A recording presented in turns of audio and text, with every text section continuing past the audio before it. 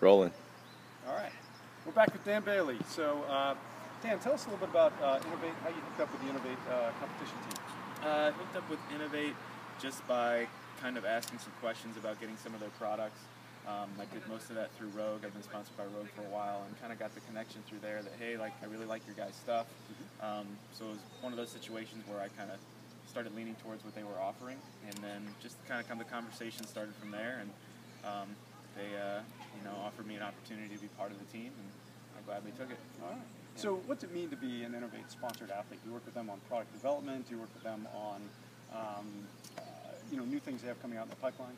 Sure, yeah, they take care of us in terms of what we need to help us compete at the best level that we can, and then in return we get to help out with product development and talk about things that are going to help us in terms of whether it's clothing, like the fit, what fits a particular style of athlete correctly, and what do you want out of a shoe, what is going to help you perform better, what feels best, all those kind of things. Yeah. So what's the coolest thing you've seen come out of this event in Big Sur? The coolest thing I've seen is actually kind of their mission statement as a company as a whole.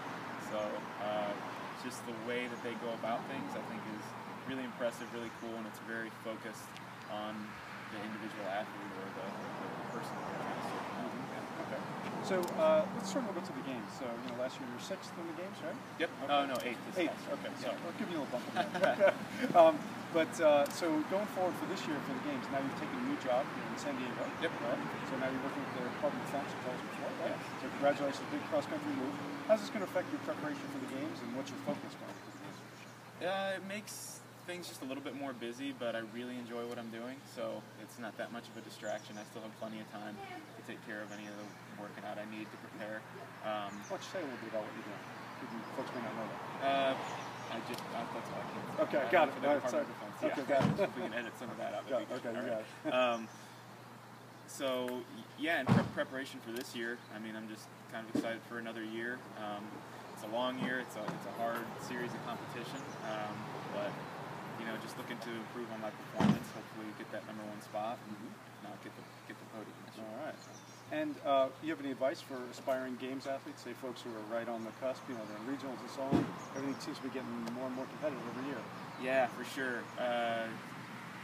Talk to somebody who's been there, talk to a coach who maybe is dealing with athletes who have been there, and try to just soak up any of the knowledge and experience that you can from those people. How many games have you been to? I've been to 3. And so, what was your mental approach the first one, and how's it changed over time? Because when we talked, you said the first one was like, whoa, this is overwhelming, and now, what have you adapted to over the years? I've been in competition a lot, so not much of that kind of stuff surprised me. And coming from the track and field background, it's always been an individual sport in the sense. For track, it's still a team sport, but you're separated, competing by yourself a lot. So I was kind of used to that. There wasn't much of a surprise, but it's actually getting harder as the years go on because everything's so much bigger. There's more media, there's more fans, there's more people there, there's more expectation. So it was easier probably before, and it's getting harder moving forward because you get pulled in different directions. Sure.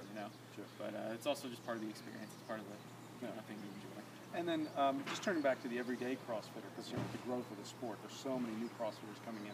You have some advice. Everyone we've talked to, all the coaches we've talked to here, they've had great advice for new athletes and their coaches, because there's so many people, women, men. Yeah, for new CrossFitters, just really enjoy it, really have fun, and then take the time to develop your skills. Don't rush things. Don't look at what somebody else is doing and say, oh, I need to be there now if I'm going to be a regionals competitor, if I'm going to do on the open. Take the time, pay attention to what your coaches are telling you, and really develop those skills and all the good mechanics before you make big jumps in any of the games. That sounds like great advice. Now the last question, it's a doozy. You ready? I think so. If the zombie apocalypse is coming tomorrow, what's your last meal on Earth? Oh, my last meal on Earth? You have to think about that. Wow. We'll probably go with a surf and turf, like a steak from Smith & Wollensky's. Wow. And what's your turf? Shrimp? Lobster? I'll say lobster. Sure. Wow. Okay. All right. All right. And we're back with Dan Bailey. Thanks very much, guys. Appreciate it. Yeah. All right.